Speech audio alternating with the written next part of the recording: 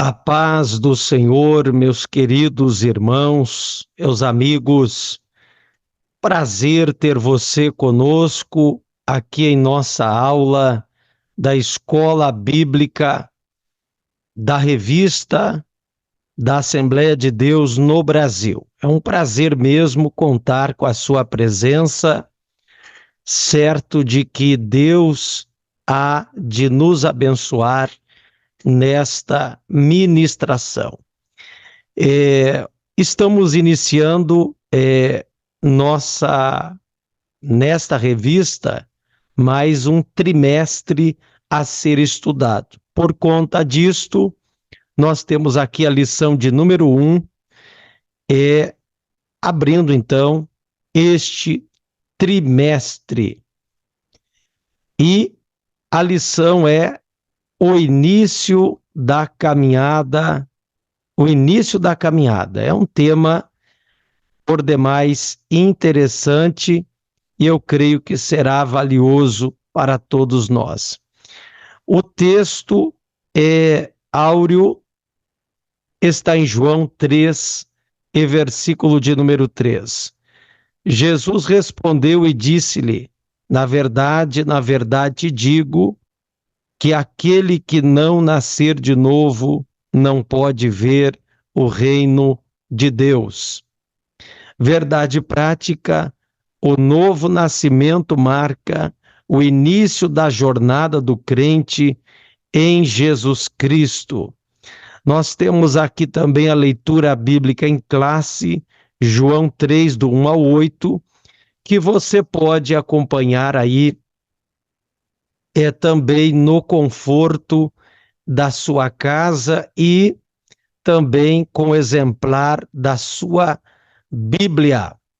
Vamos logo para o comentário desta importante lição. Temos aqui na introdução, vamos ler e comentar. Neste trimestre, estudaremos a jornada do cristão. Para iniciarmos os nossos estudos, temos o propósito de compreender o início de nossa caminhada com Cristo e o quanto somos agraciados com a presença da Santíssima Trindade nessa trajetória. Conceituaremos bem o Novo Testamento e o estudaremos como uma experiência proveniente do Espírito Santo, como as Escrituras nos apresentam. Finalmente, mostraremos a importância do Novo Testamento no início dessa jornada de fé. É isto aí, queridos. A importância do novo nascimento. Jesus disse que quem não nascer de novo não pode herdar o reino de Deus. Nascer de novo é ter uma nova experiência, uma nova vida. Então, esse novo nascimento que eu estou aí circulando ou destacando aí na tela é a proposta do Evangelho de Jesus. Trazer uma nova vida para aqueles que creram no Senhor Jesus. É isso que nós vamos falar. Isto é obra do Espírito Santo. É o Espírito de Deus que, através da ministração da palavra, tanto na ministração como na atuação especial e única do Espírito Santo, ele promove o novo nascimento na vida daqueles que estão dentro da igreja. Ninguém está dentro da igreja se não antes ter passado pela ação do Espírito Santo. É um milagre. Uma pessoa estar dentro da igreja, eu vejo como principal milagre a salvação. Eu costumo dizer que Deus não fará algo maior na nossa vida além daquilo que Ele já tem feito. que é escrever nosso nome no livro da vida e nos dar a vida eterna, a salvação em Jesus. A caminhada com Cristo, ponto primeiro, está escrito, compreendendo os dois caminhos. Na história humana, temos dois caminhos. A vida natural, a vida com Cristo. Vida natural quer dizer nossa vida humana, né? Já vamos comentar na sequência. A vida humana. A primeira se inicia no momento do nosso nascimento. Vamos acompanhar aqui. Natural. Ela poderá ser longa ou curta, mas não eterna. Essa trajetória humana é marcada pelas fases da infância, adolescência, juventude, vida adulta e velhice. Também é caracterizada por dois momentos, o nascimento e a morte. É a esse tipo de jornada da vida que Jesus se refere quando diz: o que é nascido da carne é carne. Então, nesse nascimento natural, é aquele que todo ser humano passa. Nasce da sua mãe e ele tem a infância, a sua vida, a sua infância, adolescência, juventude, vida adulta e velhice. Agora, essa jornada é chamada de a nossa vida na carne, a nossa natureza humana, uma vida natural. Agora, olha só a letra B, vida com Cristo. A vida humana, ela pode se tornar uma jornada maravilhosa quando convidamos o Senhor Jesus para fazer parte dela. A nova vida com Cristo começa de uma nova história de felicidade verdadeira e de plenitude no espírito. Nessa vida há novos propósitos, novos pensamentos e novas esperanças. Afinal, nos tornamos um filho de Deus ou uma filha de Deus. Esse tipo de jornada de vida que nosso Senhor se refere quando diz, abre aspas, o que é nascido do Espírito é Espírito, João 3 e versículo 6. Então, queridos, existe a vida natural e a vida espiritual. Quando a pessoa que nasce duas vezes, morre uma. E a pessoa que nasce uma só vez, morre duas. Vou explicar. Quando o primeiro nascimento é o nascimento natural, aquele do parto. O segundo nascimento é quando você creu no Senhor Jesus, aceitou o batismo e agora você tem uma vida espiritual. Nasceu duas vezes, morrerá uma, que é a morte natural que todos nós estamos sujeitos a passar por ela, morrer fisicamente. Salvo, né, se aconteceu o arrebatamento, como nós cremos, e nem pela morte passaremos. Agora, quem nasce uma só vez, ou seja, nasceu uma vez a do parto, a natural, mas não nasceu espiritualmente, vai morrer duas. Como assim? A morte natural, que todo ser humano passa, e a morte eterna, a morte espiritual, a separação eterna de Deus. Que você não passe por isso. Então, creia no Senhor Jesus, aceite Ele como teu Salvador, e você só morrerá uma vez, que é a morte natural. Os três companheiros da nossa caminhada. Quando recebemos Jesus como Salvador, Deus passa a ser o nosso Pai. Agora somos cuidados, instruídos e fortalecidos por Ele. temos um relacionamento de pai e filho. Além do pai, temos também o seu filho como aquele que nos concede a vitória contra o pecado e toda a sorte de males. E por nos amar, nos concedeu a sua vida e nos conduz em segurança para o seu reino celestial. Finalmente, temos agora o terceiro membro da Trindade, o Espírito Santo como nosso auxiliador e consolador. Pelo intermédio dele, Deus operou o milagre do novo nascimento, transformando a nossa natureza caída e nos tornando em seus filhos legítimos. Tudo isso significa nascer do Espírito ou novo nascimento. Então perceba que houve uma ação da Trindade.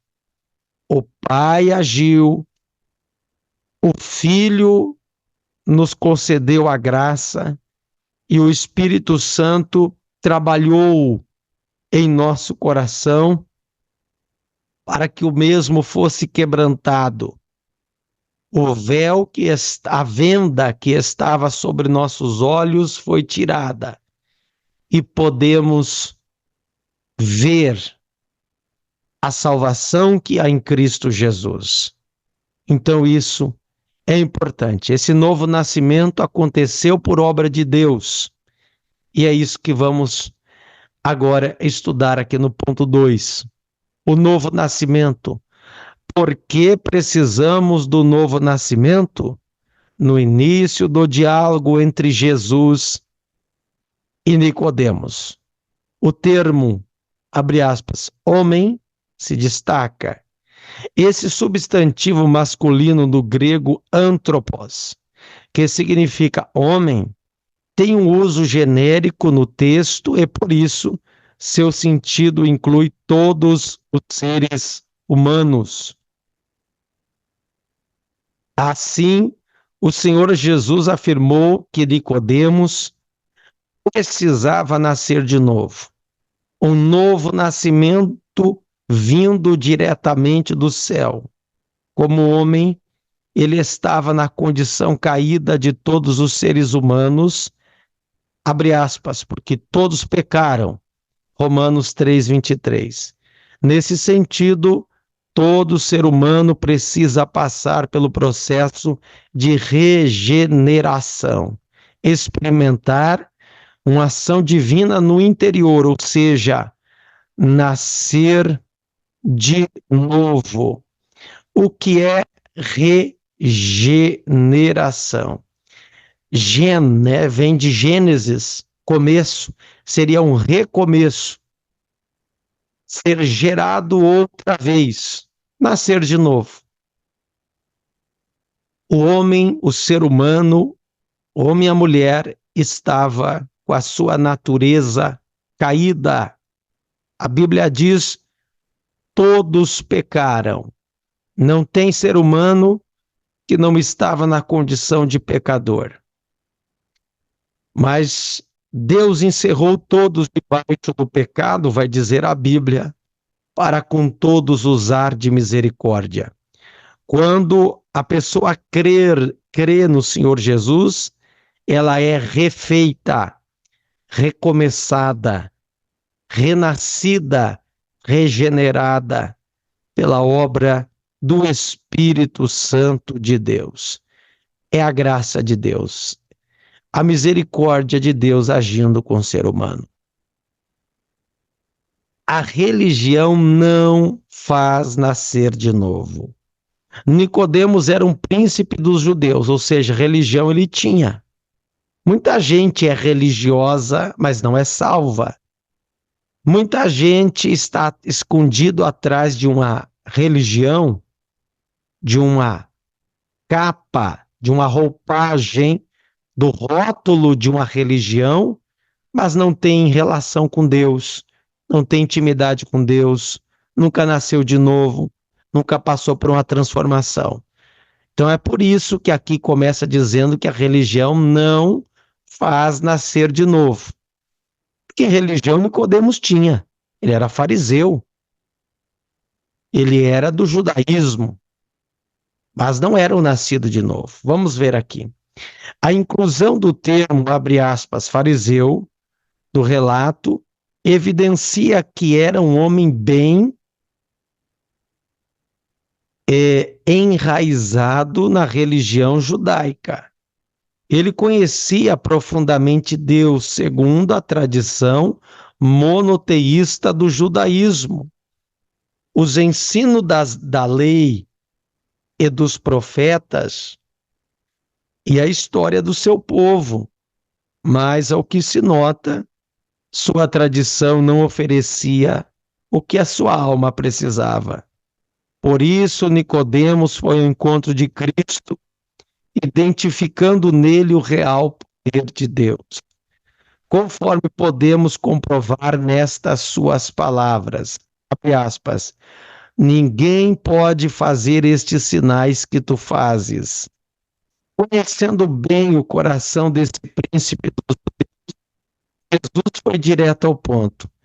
Aquele que não nascer de novo não pode ver o reino de Deus. Portanto, a nova vida que Nicodemos precisava só seria encontrada diretamente na ação poderosa do Espírito Santo. Então, Nicodemos e qualquer ser humano, ele precisava de uma ação poderosa do Espírito de Deus. Então, queridos, é a comunhão, é a vida no altar, é a vida espiritual, é a intimidade com Deus que todo ser humano precisa ter. É viver Deus no íntimo, é se relacionar, é congregar, é estar num templo e numa igreja viva. Nicodemos estava escondido atrás da sua religião. Quantas pessoas vivem assim? Para elas, Deus está muito longe. As doutrinas de algumas religiões são totalmente corrompidas. E por conta disso, o Espírito Santo nem age em tais religiões. Mas você que talvez me ouve, está numa igreja evangélica, você está congregando uma igreja pentecostal viva, que prioriza a palavra, os dons espirituais, o continuismo, ou seja, o pentecostalismo. Você que acredita que o que o Espírito de Deus fazia em Atos continua a fazer hoje, você se considere uma pessoa privilegiada, porque você está vivendo o agir e a intimidade de Deus. O Novo Testamento e seu processo. A expressão, abre aspas, de novo, que significa do céu, mostra que a nova vida com Cristo, isto é, a vida eterna, gerada por intermédio da palavra, vem de cima, de Deus e de mais ninguém. Para explicar esse processo de nascer de novo, nosso Senhor fez uso de dois termos, abre aspas, água e espírito. Com a água, de acordo com o contexto do Evangelho de João, pode se referir à antiga lei e simbolicamente ao seu sentido. Ora, nosso Senhor cumpriu a lei, de modo que, ao falar da velha ordem, a representação da água era assegurada. Mas por intermédio da nova ordem, a nova aliança, por meio obra do Espírito Santo, a água, ou por meio da obra do Espírito Santo, a água iria jorrar para a vida eterna. Com o Espírito, nosso Senhor faz o uso analógico do vento, do grego pneuma, espírito, vento. Ninguém pode vê-lo nascer, nem para onde vai, mas pode senti-lo. Semelhantemente, a vida com Cristo se inicia pela regeneração. Gnau, ser nascido. Como obra do Espírito Santo que transforma pessoas pela fé em Cristo. Esse processo é um milagre do alto, um mistério da fé. É o que eu disse anteriormente. Para mim, uma pessoa estar salva dentro de uma igreja é o maior milagre que eu conheço. Pastor Diogo, está acima de um paralítico andar? Está. Está acima da cura de uma doença terminal? Está. Porque eu já vi pessoas serem curadas e não quererem aceitar a fé, aceitar a Jesus. Já vi. Mas já vi e conheço pessoas com paralisia, pessoas que têm uma doença ao longo da vida, mas creram no Senhor Jesus ou estão crendo nele. Então, para mim, repito a frase que disse antes: o maior milagre é a salvação. Tudo o que vier depois disso são atos de bondade divina, são migalhas da fé. Uma cura, uma porta de emprego, uma bênção financeira, Deus dá. Mas Deus não vai fazer algo maior além daquilo que ele já tem feito, que é nos salvar. Vamos adiante. Ponto 3, o Novo Testamento e a caminhada de fé do cristão. O conceito de Novo Testamento como escritura é um processo gradual da vida da igreja. No início, ele não era visto pela igreja como um livro, mas como uma unidade que fazia a diferença entre a antiga aliança e a nova aliança, o evangelho, como cumprimento pleno em Cristo. Esse entendimento deriva das raízes bíblicas. Nesse contexto, a palavra aliança ganha relevância. Traduzido pela Septuaginta, certo é Septuaginta do grego, da palavra grega diatek, de acordo com Jeremias 31, ela tem o sentido de ordenação, dispensação e economia da salvação. Do latim, o termo testamento traz essa mesma força descritiva do termo diatek. Assim, do ponto de vista canônico, o Antigo e o Novo Testamento formam as escrituras sagradas do cristão. Tirando a Igreja Romana, ela acredita que a palavra do Vaticano, do Papa, é até superior às Escrituras, porque eles dizem que a Igreja nasce antes das Escrituras neotestamentárias. Em partes é verdade. A Igreja nasce em Atos 2, mas os escritos, então logo após ali, a assunção de Jesus aos céus,